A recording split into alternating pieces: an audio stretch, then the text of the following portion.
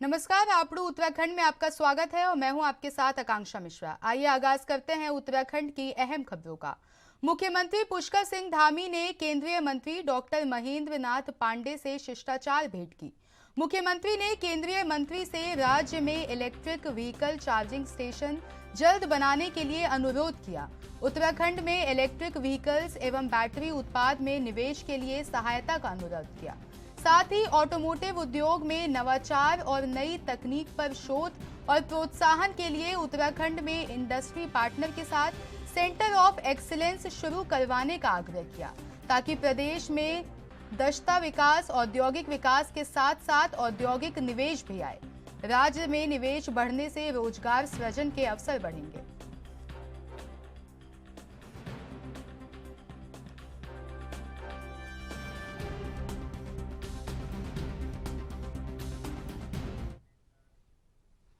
चंपावत में महाकाली शारदा नदी में चरण मंदिर से उचौली गोट तक रिवर राफ्टिंग का शुभारंभ हो गया है। इसका शुभारंभ सीएम पुष्कर सिंह धामी ने किया। इस मौके पर सीएम धामी ने राफ्टिंग पर सवार होकर जमकर चप्पू चलाया। उन्होंने चरण मंदिर में बूम तक महाकाली नदी शारदा नदी में करीब 11 किलोमीटर तक राफ्टिंग की। साथ ही उन्होंने सितंबर महीने में नेशनल राफ्टिंग प्रतियोगिता आयोजित करने की बात भी कही।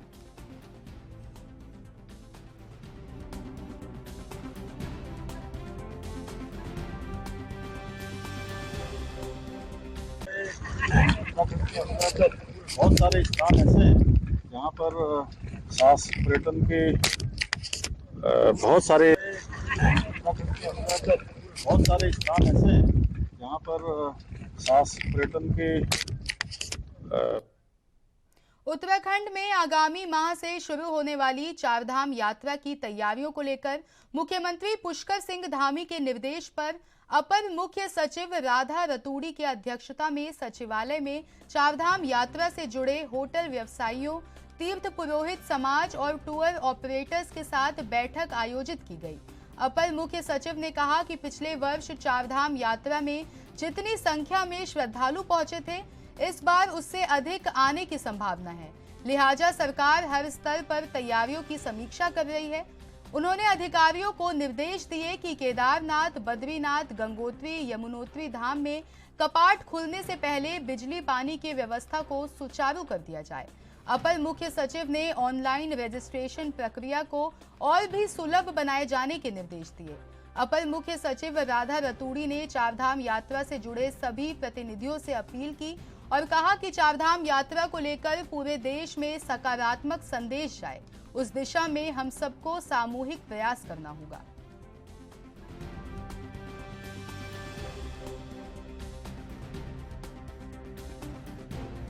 उत्तराखंड में चारधाम यात्रा की तैयारियों को लेकर सीएम पुष्कर सिंह धामी के निर्देश पर अपर मुख्य सचिव राधा रतूड़ी की अध्यक्षता में बैठक का आयोजन दिया, जिसमें कई दिशा निर्देश दिए गए।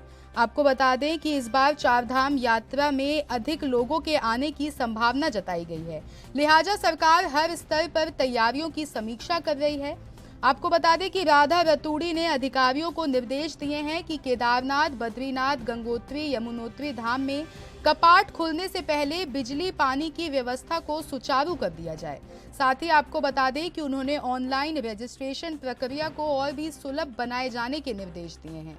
राधा रतूड़ी ने चारधाम यात्रा से जुड़े सभी प्रतिनिधियों से ये भी अपील की और कहा कि चारधाम यात्रा को लेकर पूरे देश में सकारात्मक संदेश जाए, उस दिशा में हम सबको मिलकर प्रयास करने होंगे।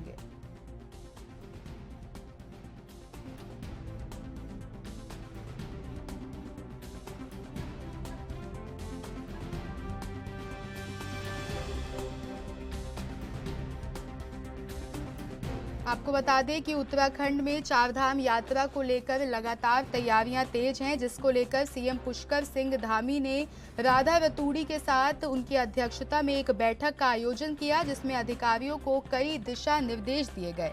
आपको बता दें कि इस बार चारधाम यात्रा में ज़्यादा से ज़्यादा लोगों के आने की संभावना जताई गई है। लिहाजा इसको लेकर सरकार हर स्तर पर तैयारियां कर रही है। साथ ही आपको बता दें कि इस बैठक में अधिकारियों को निर्देश दिए गए हैं कि केदारनाथ, बद्रीनाथ, गंगोत्री, यमुनोत्री धाम में कपाट खुलने से पहले बिजली पानी की व्यवस्था को सुचारू कर दिया जाए।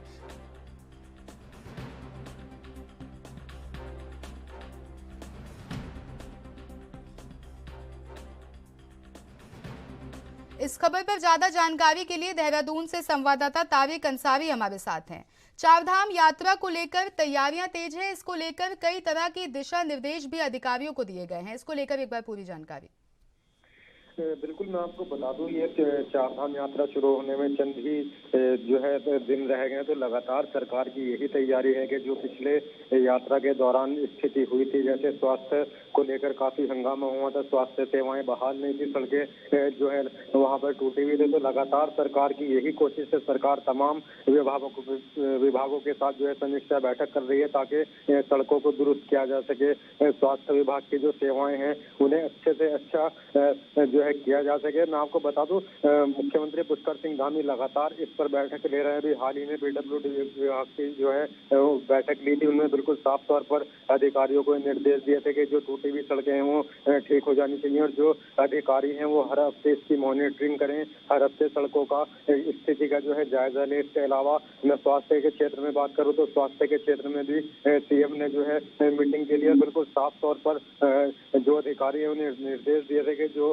स्वास्थ्य व्यवस्था वहां पर दुरुस्त होनी चाहिए वो कर ली जाए, क्योंकि बिल्कुल जाहिर तौर पर पिछली बार मैं पिछली यात्रा की आपको बात बताऊं तो वहां पर स्वास्थ्य व्यवस्थाएं बहुत बदहाल थी, लोगों को ऑक्सीजन की कमी से जूझना पड़ा था। तो इस बार सरकार ने ये कर दिया है कि जो वहां के अस्पताल है उनपे ऑक्सीजन मुहैया कराया गया है, और हर 1 किलोमीटर की दूरी पर शिविर बनाए जाएंगे ताकि अगर किसी को कोई दिक्कत हो तो वहां वो जांच करा सके। जी, वहीं अगर बात करें, जिस तरीके से आपने कहा कि हॉस्पिटल में इंतजाम किए गए हैं, वहीं बीते सालों की अगर बात करें तो कोरोना महामारी चल रही थी, जिसके चलते चारधाम यात्रा को भी रोक दिया गया था, जिसके बाद पिछले साल से एक बार फिर से यात्रा को शुरू किया गया है और इस बार भी इसको लेकर लगातार प्रयास किए जा रहे हैं कि यात्रा को लेकर सकारात्मक संदेश जो है वो पूरे देश में जाए।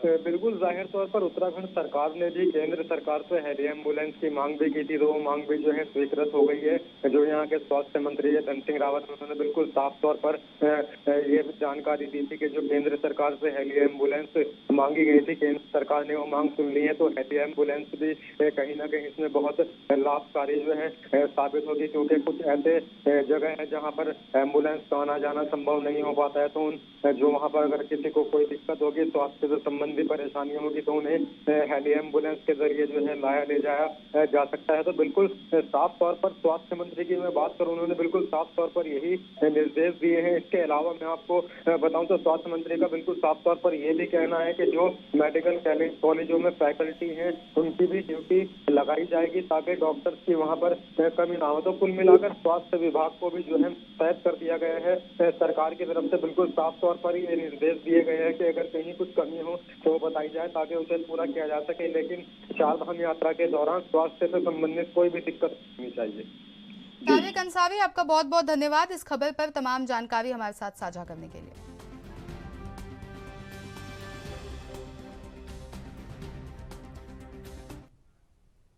उत्तराखंड सरकार ने जोशीमठ आपदा में राहत, बचाव, पुनर्वास, पुनर्निर्माण के लिए केंद्र से 2000 करोड़ रुपए की मदद मांगी है।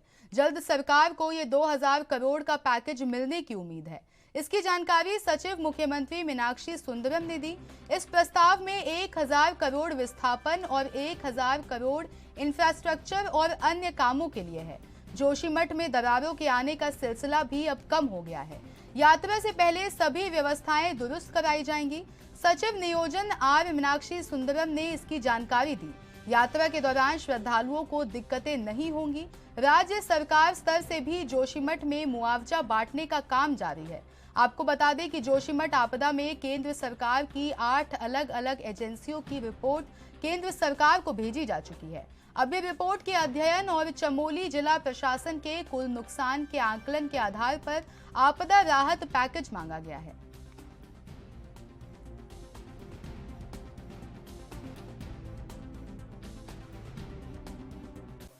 ये लगभग 2000 करोड़ की डिमांड भेजी हुई है सचिव आपदा प्रबंधन के द्वारा, और 1000 करोड़ की हमने बजट प्रोविजन रखा है, लेकिन ये डिपेंड करेगा कि गवर्नमेंट ऑफ इंडिया किस धनराशि पर सहमत होते हैं।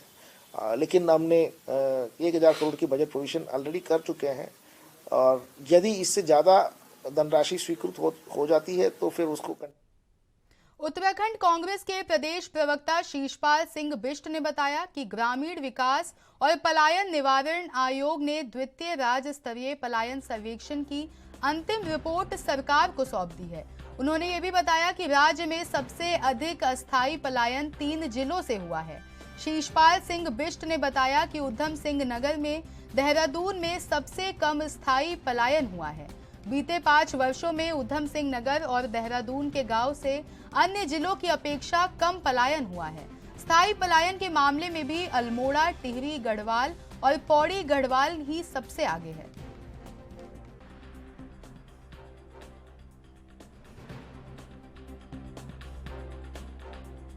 उत्तराखंड राज्य में पलायन एक बड़ी समस्या के रूप में है और राज्य सरकार के लिए बड़ी चुनौती बना हुआ है। 2018 से 22 तक की जो पलायन आयोग ने रिपोर्ट सौंपी है सरकार को, उसमें पौड़ी, टिहरी और अल्मोड़ा जनपदों से पलायन बड़ी भारी मात्रा में हुआ है। यहाँ से बड़ी भारी संख्या में गांव के गायों मानव रहित हो रहे हैं, जो राज्य के लिए बड़ी समस्या के रूप में है। और पलायन अगर इसी रफ्तार से राज्य में होता रहा तो एक न एक दिन उत्तराखंड में जनसंख्या असंतुलन का भी खतरा पैदा होगा, और गांव के गांव जब इसी तरह लोगों से खाली होते रहेंगे तो उत्तराखंड के विकास पर और निश्चित तौर पर जो है सीमावर्ती प्रदेश होने के कारण जो है सुरक्षा की दृष्टि से भी एक चुनौती के रूप में ये बात सामने आ रही है। आखिर सरकार तमाम दावों के बाद भी गाँव से पलायन क्यों नहीं रोक पा रही है? क्योंकि युवाओं का रोजगार जो है पलायन के लिए बेरोजगारों को बाध्य करता है। सरकार जब तक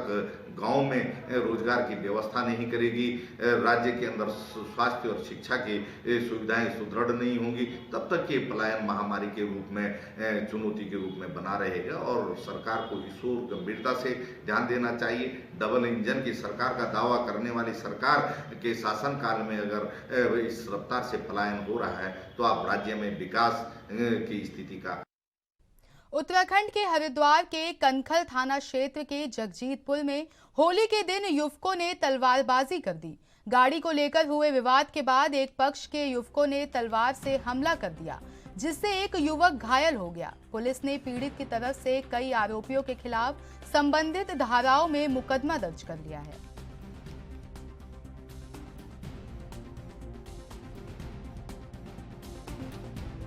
ये जगजीतपुर का वीडियो है। जगजीतपुर में कल कार की पार्किंग को लेके विवाद हुआ था, जिसमें अंकित सैनी नाम के एक व्यक्ति को चोटें आई हैं। इसमें बताया जा रहा है और वीडियो भी है कि तलवार को लहराते हुए गया और उसी से मारने की कोशिश की, जिसमें उसके उंगली में चोट आई है। अंकित सैनी द्वारा एक तहरीर दी गई थी, जिसमें मुकदमा बलवे और अन्य सुसंगत धाराओं में मुकदमा पंजीकृत कर लिया गया है। इन्वेस्टिगेशन जारी है, हमारी टीम भी बन गई है और इन लोगों के जो घर हैं और संभावित ठिकाने हैं वहाँ पे दबिश दी जा रही। जल्द ही इनको गिरफ्तार किया जाएगा। टोटल कितने लोग घायल हैं और कितनों की एक घायल होने की भी सूचना दी गई है कि उसी को चोट लगी थी, लहराते समय तलवार उसको लग गई थी। और जो एक्यूज्ड हैं वो 4-5 एक्यूज्ड हैं। इसीलिए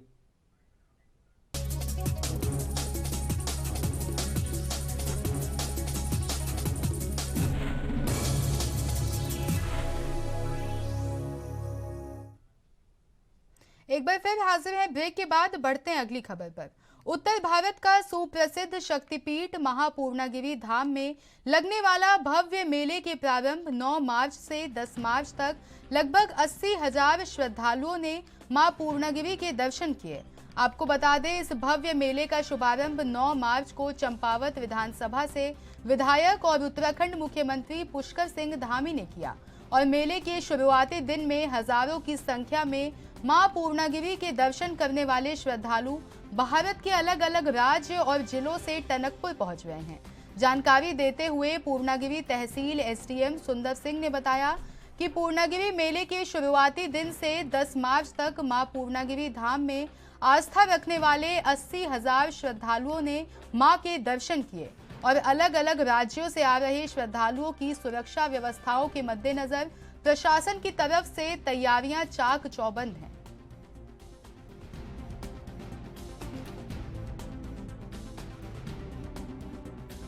भारत का बहुत विशाल मेला मां पूर्णागिरि का और 3 माह तक ये मेला चलता है। इसमें कल ऑनरेबल सीएम सर ने इसका इनॉग्रेशन किया है मेले का। तो कल प्रातः से और आज प्रातः तक लगभग 80,000 श्रद्धालुओं ने जो है मां के दर्शन किए हैं। हाँ, व्यवस्था तो इसमें मेले की से संबंधित जितने भी तैयारियाँ थी पूर्व में ही जो है उसको पूर्ण कर ली गई थी और इस तरह की कोई वो नहीं आई कि अव्यवस्था है और मेला जो है। उत्तराखंड की काशीपुर में बीते दिन रंगों का पर्व होली का त्योहार देश और प्रदेश के साथ साथ काशीपुर और आसपास के क्षेत्र में धूमधाम से मनाया गया। काशीपुर के श्री राम लला मैदान में इस मौके पर एक भजन संध्या का आयोजन किया गया। देर रात तक चली भजन संध्या में सैकड़ों की संख्या में पहुंचे श्रोताओं ने जमकर लुत्फ उठाया। आपको बता दें कि पिछले कुछ वर्षों से आयोजित होली मिलन समारोह के दौरान भजन संध्या के आयोजन की परंपरा के क्रम में इस साल हल्द्वानी से आए गजल और भजन गायक प्रभाकर जोशी और बॉलीवुड गायिका दीप्ति जोशी ने कार्यक्रम में हिस्सा लिया। श्रोताओं को राधा कृष्ण के भजन के गीत गाकर झूमने पर मजबूर कर दिया।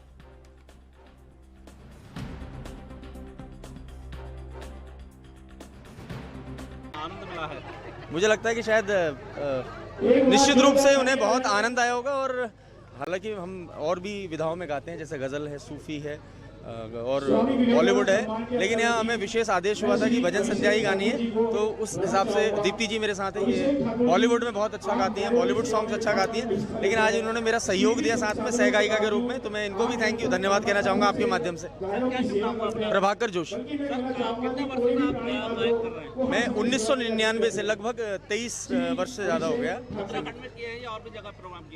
भारत के लगभग सभी मंचों में, क्योंकि बनारस मेरी कर्म भूमि रही है। मैंने BHU से अध्ययन किया, उसके बाद 10 वर्ष तक वहीं संगीत। देखिए, मेरे हिसाब से बहुत ज़्यादा ज़रूरी है, क्योंकि हम अपने कल्चर को नहीं भूल सकते हैं। जिस जगह से हम उठे हुए हैं उसको हम भुला नहीं सकते हैं। ठीक है, आजकल बहुत सारे ऐसे वेस्टर्न जो है हमारे उस पर हावी हो रहा है, लेकिन फिर भी लोग जुड़े रहना चाहिए अपनी संस्कृति से, यही बोलना चाहूँगी मैं। लोगों को जो रुचि उत्पन्न करती है और आनंद विभोर होकर लोग यहाँ से वापस जाते हैं। ऐसे पारिवारिक होली मिलन और इस मेले में जो भारत विकास परिषद के द्वारा आयोजित किया जाता है, इस वर्ष और कुमाऊं के प्रसिद्ध गायक गज़ल और भजन जो गायक हैं, ऐसे श्रीमान प्रभाकर जोशी जी अपनी टीम के साथ और यहाँ इस कार्यक्रम में आए हैं और उनके द्वारा आज गज़ल और भजन गायकों का कार्यक्रम चल रहा है। मुझे लगता है नगर से अच्छी संख्या में, और मुझे लगता है हजारों की संख्या में बहुत सारे ऐसे लोग यहाँ आकर गले मिलते हैं। आपको उत्तराखंड में मेरे साथ इतना ही। देश की तमाम बड़ी खबरों के लिए बने रहिए हमारे साथ और देखते रहिए ANB न्यूज़।